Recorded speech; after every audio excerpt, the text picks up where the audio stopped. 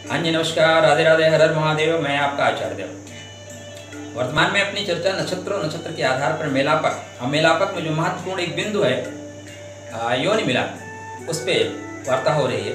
योनि, हम ब्रह्मांड में 84 लाख योनि की संकल्पना करते हैं, 84 लाख योनियों को मानते हैं। उसमें जो मानव योनि है वो सर्वश्रेष्ठ योनि है, मध्य की योनि है, कुल बनाने का काम करती है, क्योंकि यहीं से आप देवत्व की ओर उठ सकते हैं, यहीं से आप नीचे की ओर राक्षस बन सकते हैं। तो यह योनि बीज का पुल की योनि है। हम मानव योनि में पैदा हुए हैं, किंतु इसके अलावा हमें हमारे स्वभाव के अनुसार या हमारे नक्षत्रों के अनुसार हमें एक योनि प्रदान की गई है, जिसके अनुसार बहुतायत हमारा स्वभाव परिलक्षित होता है, द्रष्टव्य होता है। आपकी जो योनि है उसके अनुसार आपका स्वभाव होता है। हम सब मानव योनि में पैदा हुए हैं, सब लोगों को एक जैसा स्वभाव करना चाहिए, लेकिन नहीं। कुछ लोगों के अंदर सर्प वाला स्वभाव होता है, कुछ लोग गाय की तरह सहनशील होते हैं, कुछ लोग हाथी की तरह मस्ती में रहते हैं, और कुछ लोग क्या होते हैं, शेर की तरह आक्रामक होते हैं। नहीं, जीवन साथी को कंट्रोल में ही रखना है। तो ये आप अपने योनि को देख के जान सकते हैं कि हमारे स्वभाव में क्या है। साथ में योनि शारीरिक संबंधों या शारीरिक सुखों को दर्शाती है। जीवन में जब आप वैवाहिक जीवन में बनेंगे तो अपने जीवन साथी को संतुष्ट कर पाएंगे कि नहीं, जीवन साथी से संतुष्टि प्राप्त कर पाएंगे कि नहीं, आपके अंदर क्षमता कितनी है। कहीं ऐसा नहीं कि विपरीत व्यक्ति जो आ रहा है वो अधिक क्षमता को लेके आ रहा हो, या आपसे उसकी जो मिलान है वो वैर में आ रहा हो।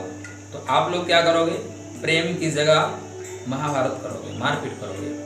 कुछ लोगों का होता है कि पहले ही परिणय सूत्र में जो बनते हैं, एक माह के पश्चात आते हैं तो बुढ़िया बिस्तर बांध के आते हैं, और आते ही कोर्ट में तलाक की अर्जी दे देते हैं। उनके साथ यही होता है। तो आज की योनि सर्प योनि, सर्प योनि सुनने में थोड़ा सा डर लगेगा। सर्प योनि, रोहिणी, मृगशिरा, दो नक्षत्र में आप पैदा हुए हैं, तब तो आपकी योनि सर्प योनि बनती है। रोहिणी ब्रह्मदेव, चंद्रदेव, और जो इसका चिन्ह है सकट जैसा चिन्ह है। मृगशिरा में देखें तो मंगल की यहाँ पे एनर्जी है, चंद्र इसके देवता हैं, मृग का सिर जैसा इसका प्रतीक चिन्ह है। दो वृषभ में, दो इसके चरण वृषभ में, दो मिथुन में रहेंगे। तो यहाँ पैदा हुए हैं, तो सर्प योनि में आप पैदा हुए हैं। सर्प योनि नाम ही थोड़ा सा लगता है। देखिए, जो नाम है ना, यथा नामा तथा गुण, जैसे नाम होता है वैसे गुण मिलते हैं। अब देखिए हुआ क्या, रोहिणी में, रोहिणी कहानी आपको पता है, जो सृष्टिकर्ता था वही जो है मोहित हो गया। तो मोहित होने के पश्चात वो मृग का स्वरूप धारण करके जंगल में प्रस्थान किए। तो ये भी मृग का स्वरूप धारण करके जंगल में प्रस्थान किए। अब आर्द्रा में जाके इनका विनाश होता है, ठीक है ना। जो इनका वासना है उसका विनाश कहाँ, आर्द्रा में होता है। लेकिन रोहिणी में इस तरह की चीजें आती हैं। तो प्रतीक क्या दिया गया, सर्प सिर्फ अपने सुख सुविधा देखता है, अपना। तो इनका स्वभाव क्या होगा, अत्यंत क्रोधी, प्रेम की बातों पर चिढ़ने वाले, प्रणय संबंध बनाने में कतराने वाले। अब लीजिए, अब यहाँ पे देखिए, शुक्र का प्रभाव अगर कुंडली में खराब हो गया तो निश्चित रूप से ये चीजें घटित होंगी। अगर शुक्र का स्थिति खराब नहीं है तो ये चीजें जस्ट अपोजिट हो जाएंगी। हर जगह संबंध बनाने वाले, ठीक है ना, प्रेम के लिए ही जीने वाले, संबंध के लिए ही जीने वाले, ऐसा हो जाएगा। इसलिए आपको यहाँ पे योनि के साथ साथ आपको अपनी कुंडली को उठा के देखना पड़ेगा। एक जगह से फाइनल डिसीजन मत दीजिएगा, फंस जाएंगे। हम ज्योतिषी बदनाम हो जाए, लेकिन ज्योतिष बदनाम नहीं होना चाहिए, ये हमारा लक्ष्य होना चाहिए। तो क्रोधी स्वभाव होगा, अनियंत्रित क्रोध इतना, सर्प को आपने देखा, बात बात पे फन उठा के मारना शुरू करता है। बस वैसे बात बात पे फन उठा के मारना, बात बात पे झगड़ना शुरू करेंगे। अगला आदमी समझ नहीं पाएगा झगड़ा किस बात का है, भाई क्रोध किस बात का है। छोटी छोटी बातों पर क्रोध आ जाना। रूखा स्वभाव, अगला व्यक्ति बहुत प्रेम से स्नेह से बोल रहा है, तो ये आदमी रूखा स्वभाव बोलेगा ही नहीं, बात ही नहीं करेगा, मुंह फुला के बैठ जाएगा। जाओ, या बोलेगा भाई तो बहुत रूखा स्वभाव, जैसे कोई संबंध ही नहीं है, ऐसा इनका स्वभाव होता है। इनके अंदर थोड़ी दया ममता की कमी होती है। जो लोग आप कभी कहानियां पढ़ते हैं तंत्र कि ये तांत्रिक क्रिया कराते हैं, दूसरे को, बच्चे को मार देते हैं, दूसरे के जीवन साथी को मार देते हैं अपने सुख सुविधा के लिए, दूसरे जीवों की हत्या कर देते हैं, उनके अंदर इस तरह की चीजें होती हैं। इनके अंदर दया, ममता, प्रेम, करुणा, इस सब सारी चीजों की कमी होती है।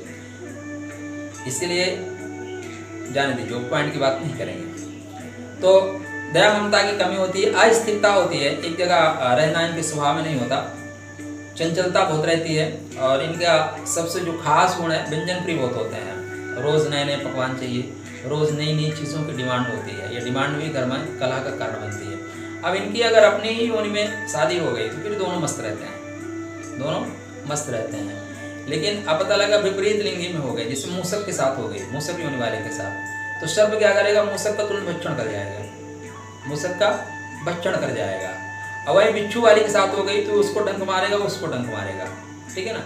इसलिए आप देखिए कि आपकी कुंडली में आपका क्या नेचर आ रहा है, उसके नेचर के अनुसार आप जीवन साथी का चयन करिए, उसमें योनि का चयन करिए। तो योनि सिर्फ शारीरिक सुख को ही नहीं दर्शाती, अपितु हमारे व्यवहार को, हमारे विचार को, हमारी रुचि को दर्शाती है, मालिक नौकर के संबंध को दर्शाती है। हम जहाँ कार्य करते हैं, हमारा जो अधिकारी होता है हमारा उससे संबंध, इसको भी दर्शाती है। तो इसको आप व्यापक स्वरूप में रखें, लेकिन इसके मूल स्वरूप में शारीरिक संबंधों को प्रधानता दें। तो सर्व यौन में पैदा होने वाले जातक स्वतः अपने लिए सोचते हैं, ये अपना शारीरिक सुख चाहते हैं, जीवन साथी का शारीरिक सुख नहीं चाहते। इसलिए ऐसे लोगों के जीवन में जो इनके जीवन साथी होते हैं प्रायः इनसे असंतुष्ट हो जाते हैं, क्योंकि इनको सिर्फ अपना ध्यान रहता है, जीवन साथी का ध्यान नहीं रहता। इसलिए ऐसे लोगों के जीवन में तलाक होते हुए या बहुत लोगों का आवागमन होते हुए देखा जाता है। तो ये थी सर्व योनि की चर्चा। फिर किसी अगली योनि पर चर्चा होगी, तब तक आपके लिए राधे राधे। हाँ, घंटी को ऑन करके रखिएगा, नक्षत्र सीरीज भी आने वाली है, तो जिससे कि नक्षत्र और योनि दोनों का फल आपको जैसे अपडेट हो तुरंत मिल जाए, इसलिए घंटी को ऑन करके रखिएगा। राधे राधे।